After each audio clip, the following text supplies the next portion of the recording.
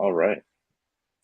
Hey everyone, good morning, good afternoon, good evening, wherever you're watching the stream from. We are back again with a technical talk today. Today with us we have Ryan. Ryan, would you like to give your introduction and continue with the talk? Yeah. Hey, everyone. My name is Ryon. As Paul mentioned, I work with the Celo Foundation developer relations team, specifically doing DeFi security analyst work. This talk will be based on smart contract security 101 and smart contract auditing. So basically, it's an intro to Web3 security.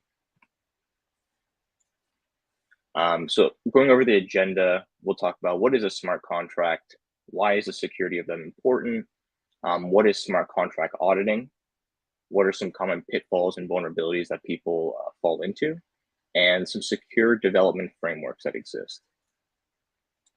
So we've all heard it. What is a smart contract, though, right? We see the word smart and contract. Initially, you're probably thinking, like, what even is this?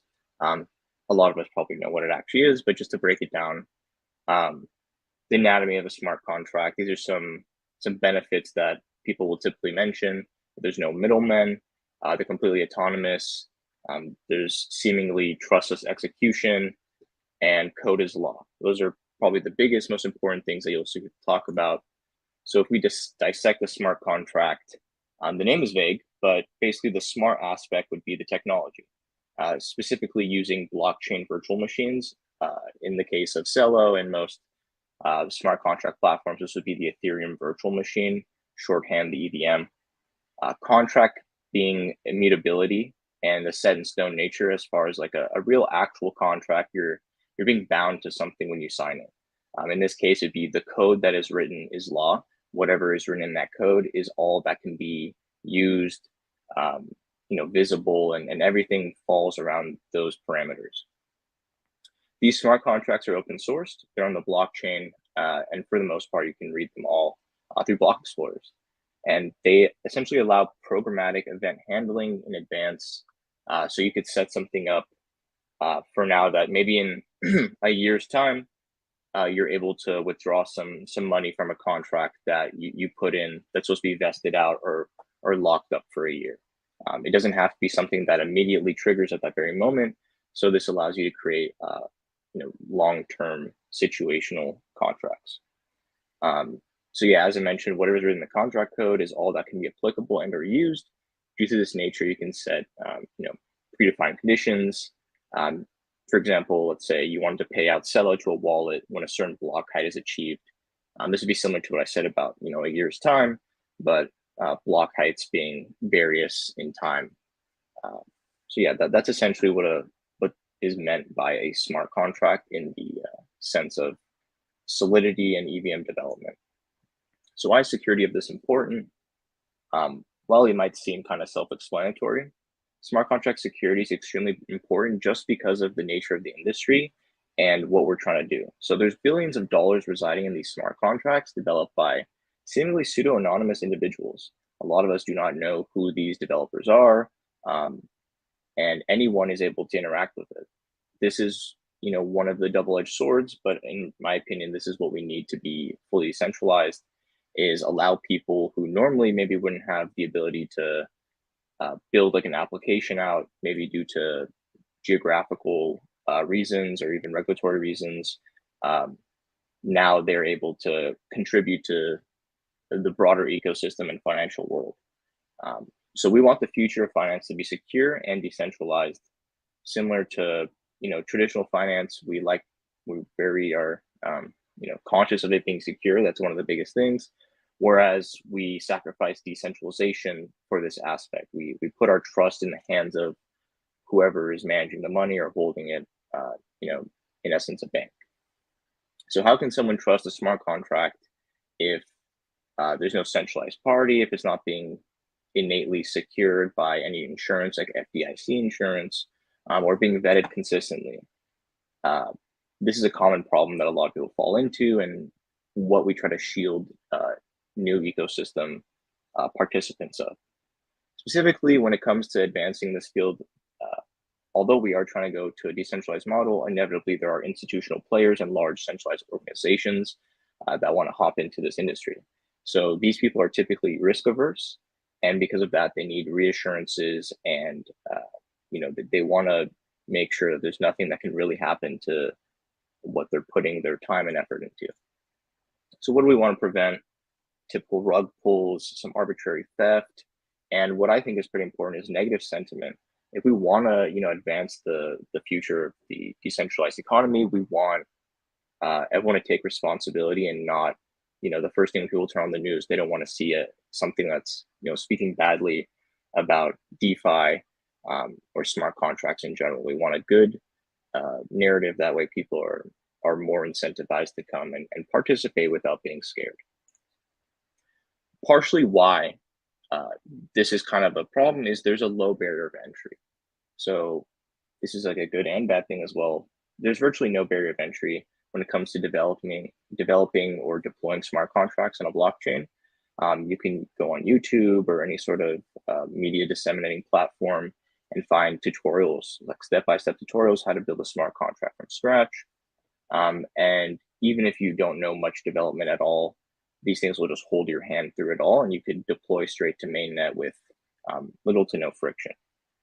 So even developers with zero experience with Solidity, they can get involved with building smart contracts, even with non-Solidity languages. Since Solidity breaks down into bytecode, you can use other innovations such as Viper and ApeWorks, which are more like Python implementations of this, which will translate into the bytecode and run similarly to Solidity contracts. One of the easiest and most common IDEs to interact with the blockchain would be the Remix IDE. I'd say this is probably what most people use for their first smart contract. It's for novices in general, and it gives you pretty good integration and tools to give you the confidence to, test and deploy these to the blockchain without needing to install other dependencies and other programs. It's very like out of the box, ready to use. So when you start being a developer, there's this kind of situation. I feel this is applicable to any field or anything. Is that there's a Dunning-Kruger effect. This would be like the peaks and valleys of confidence and competence. So initially, you know nothing, and then you learn quite a bit. That initial learning curve, once you feel like you're able to work on things yourself, sometimes you're given this false sense of confidence that maybe you know it all, and you're like, oh, I'm an expert at this. But then, slowly as time goes on, you start realizing it's more complicated. You kind of fall into this potential pitfall where it's like, wow, like there's way too much. Maybe I'll never understand all of this. You kind of like humble yourself, and then over time, you build this level of wisdom rather than this short-term intelligence that you so believe. So you'll have like the full picture of what to be looking for, and these things take time. No one's going to wake up and be like the greatest smart contract developer of all time. It takes time and expertise, as with any development field. So talking about these exploits and vulnerabilities, a good resource that I think everyone who's interested in security should look at would be Wrecked News. They kind of explain in a very user-friendly and sometimes comedic manner large DeFi exploits, and even those that aren't specifically DeFi but are related to smart contracts. They'll explain who audited them, if so, the amount of money that was potentially lost, and it'll break down step by step exactly how these things happen. So if you're like a new developer, you can go through these articles and actually see what the pitfalls were, what was exploited, and how you can prevent this from happening to your own products that you end up building. So some statistics on smart contract exploits would be the total value locked that's estimated as of this month would be around $4.2 billion.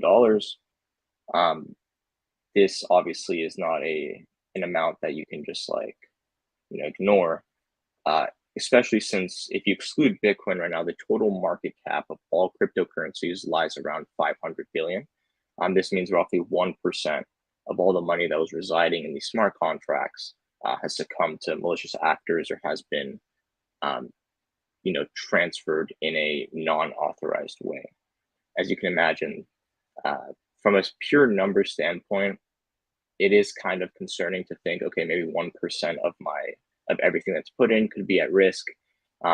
this is kind of skewed because the value over time changes because these currencies change in value as well. But it's always something to keep in the back of your mind. You always want to be, I think being paranoid is good. When it comes to security, you want to be more paranoid than, confident. That way you're covering all your bases and you're willing to be more open to change and things that, um, you know, may alter your opinions on how these things work. So here we can talk about smart contract auditing. Um, so the auditing term itself is something I put in quotes simply because, um, like the term auditing is a loose representation of what this actually is. I like to call it more of like a peer code review or contract reviews. Um, Traditional sense audits are you have to get CPA sign off, things that are very accountable. Or if something does go wrong, there is people to essentially uh, you know hold accountable for this. Whereas with these code reviews, there is no guarantee that these things are going to be 100% bulletproof. It's more so you're just getting an extra set of eyes that are trusted, and these people have perhaps much more experience than you or I. And it is a business, so these people are incentivized to do well. And if you're just a single person or a small team developing these smart contracts, sometimes you get pigeonholed and just tunnel vision into your own contract and don't see the wider ecosystem and things that are happening at the same time. You're kind of very focused on what you're doing. You don't necessarily have time to constantly research all these different things. This is where auditors um, come and play. I think they do a very good job of knowing up-to-date exploits, common vulnerabilities, and pitfalls that a lot of developers fall into, especially in their new development.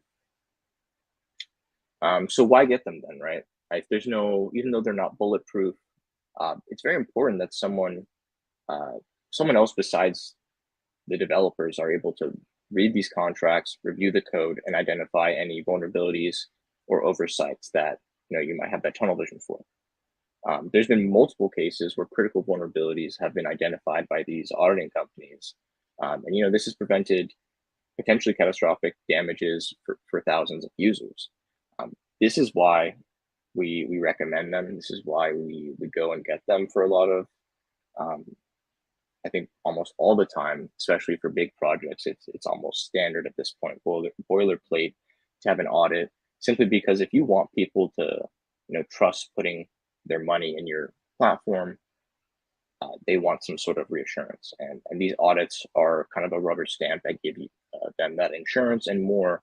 Even though it's not bulletproof, still they feel more comfortable doing this, knowing that it's been looked at by experts. And because risk management is so fundamental to most large investors, quote unquote whales as they're called in the crypto space, they feel much more comfortable doing this. And a lot of these engineers, security engineers at these auditing firms, are very, very competent. They have really good track records of finding vulnerabilities. And there are as with any field, there are pros who are just really good at what they do, and they definitely exist in this field. It's not just a bunch of people trying to capitalize on the demand for them. They start from really competent individuals who know what they're doing. So just like breaking down the pros and cons of auditors, that from my perspective, the pros being you get a third party opinion and they get to review your smart contracts, whereas if you omitted that, you might just you basing it off yourself and your personal expertise, which back to the Dunning-Kruger effect, we're not all experts. It takes much time to develop that level of actual competence versus confidence. Another pro is they're monetarily incentivized to do a good job. Their reputation is also at stake. They aren't going to do a bad job just to get money, as with any business or firm. This is something they don't take lightly. So that's always something that's good about it, even though maybe money can be an issue. Money also does ensure that they aren't overseeing something because they're incentivized to do well. They also have proprietary testing methodologies and tooling that a lot of the general public doesn't have access to. And this is because some firms have been around for a long time. They've actually hired developers to create these tools for them that capitalize on a lot of these common vulnerabilities and are able to quickly identify these problems. So moving on to the cons column, uh, I think the biggest thing is they can be extremely costly, especially because the demand is extremely high. There's so many projects coming out, and there's a low supply of auditors because not everyone can be an auditor. It takes a certain level of, I'd say, experience and willingness to be quote unquote a good guy. A lot of the best auditors and security engineers are those who had the potential or could have been a black hat at some point. Because if you think about it, to be an auditor, you have to find vulnerabilities, and they're essentially not taking advantage of these vulnerabilities. They're helping you identify that. So sometimes this might be residing in like a bug bounty program that they might do. It takes a certain, I guess, type of person to work for an actual auditing firm instead of doing their own thing. Uh, so I think these auditors are very trustworthy in the sense that they're not in it just for the money, because there's more ways to get money rather than doing just audits with that skill set. So I think it's more kind of reassuring that they're not just in it for the money. But yeah, there's no the biggest con too, besides the money, would be there's no guarantee that it's a foolproof effort or deliverable. It's an experimental field.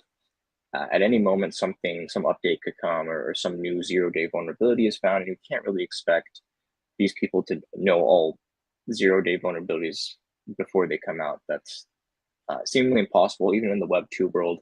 This happens all the time. It's just a matter of when it does come out, are they aware of it? Are they looking for these things? And for the most part, the answer is yes. So moving forward, some common mistakes and vulnerabilities that you'll encounter when building smart contracts. Some common mistakes that aren't necessarily strictly to development would be key leakage. There's been a lot of projects that have been exploited from leaving private keys in the code in their GitHub repositories. This is something that they may not think of initially because they're just publishing it to GitHub for the sake of having it be open source rather than considering it could be a security risk. So that's something that every developer should be conscious of. Rush development as well. A lot of people can be impatient, and maybe there's project managers telling them they have to get out by a certain date. There's some deadlines they have to meet. This is never good, especially when it comes to dealing with large amounts of money and very important contracts. You don't want to put time constraints to ensure that they have proper time and testing to to to not have vulnerable contracts. Another big issue would be not accounting for security from the start, like the architecture itself.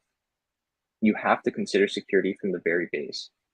When you're building it up, the security has to be in mind at all times, because after the fact, if you build something and then you're trying to retroactively implement security, there's a lot of issues you'll run into where it's kind of hard to just push it in and fit it into the cracks.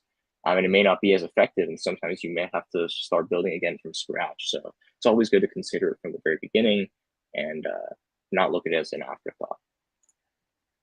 Some common vulnerabilities too would be randomly attacks, flash loan attacks, integer over and underflow, replay attacks, and exploited improper permissions.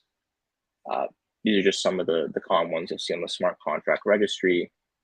SWC registry is a good kind of like database and registry of different smart contract vulnerabilities.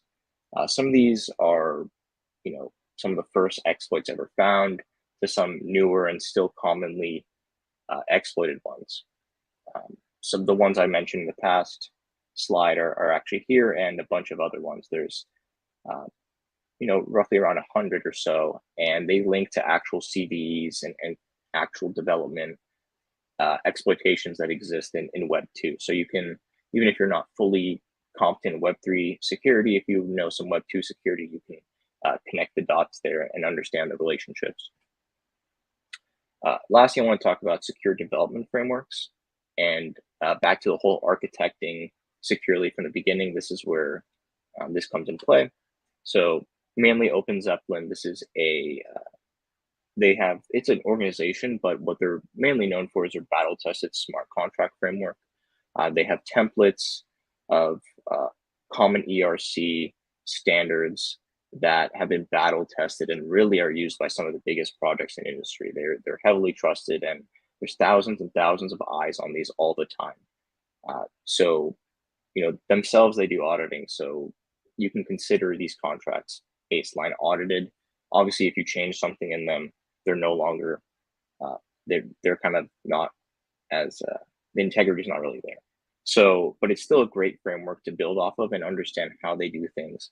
So you can understand the security aspects of some of the best, how they are interpreting these things. And there's always great explanations and documentation that aligns with these to ensure that you really understand, what am I implementing here? I'm not just throwing it in because I know big projects use it. You really want to know what the suite of contracts do.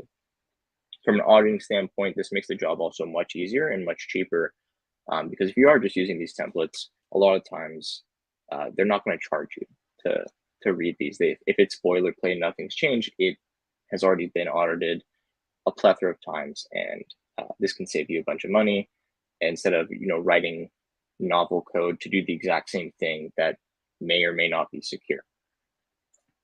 Some software testing frameworks that exist would be like Truffle, Hardhat, Brownie, Foundry Forge, and even some tooling such as Tenderly. This would be more on the side of actual software that you'd run, and you can do simulations, fork environments to locally test things. This would be more of like, advanced development and not something a beginner would typically use, but this is where, that kind of learning gap is. You really want to be able to use these frameworks and tools before deploying anything that's in production.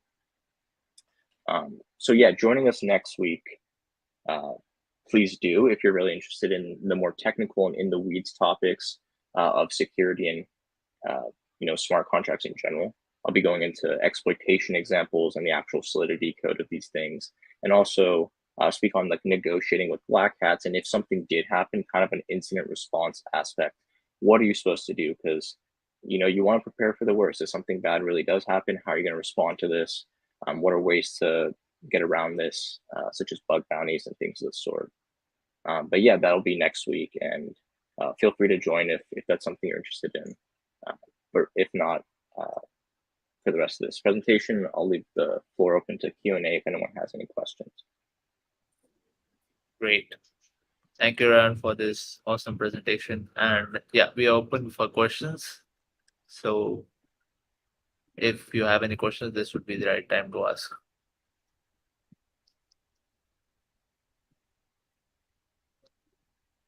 I had a question, Ryan. Like, when we do this audits, like let's say I'm a project owner and I want an audit to be done. So I know that like this is an assumption that I have is that the audit forms are given a git commit of the project that the auditors are supposed to audit. So Right. what do the developers do while the auditors are auditing? Do they stop the development or they just keep on building on top of it? Yeah, that's a great question. I think from an actual security standpoint, I would say you need to have a code freeze when the audit's going on. There should not be any changes or development because if you think about it, they're auditing a specific commit, and if you make changes, they could affect the entire integrity of that entire past commit. It could change the entire infrastructure, thus kind of making that audit a moot point and a complete waste of money. So there has been issues in the past where people will modify the code during an audit and it'll be exploited after the fact, even though the audit says, they were secure, but that's because it was a past commit that the production environment was not audited. So definitely implementing the code freeze and ensuring all development is essentially, in your opinion, production ready. That's when an audit should come in. There are services where they'll actually help you audit while you're building the contracts, and those can be helpful if you want to do ongoing development. But for the most part, scheduling out an audit and all these things, you want to ensure that there's a code freeze and everything's kind of, in your opinion, done by the time they see it. Makes sense. Great. Awesome. So I don't think we have any more questions, so we can end it here. Sounds good. Yep. Thank you everyone for joining and see you next week. Thank you, Ryan, for your time. Yeah. Thanks, Harpal. Thanks, everyone. Thanks for coming.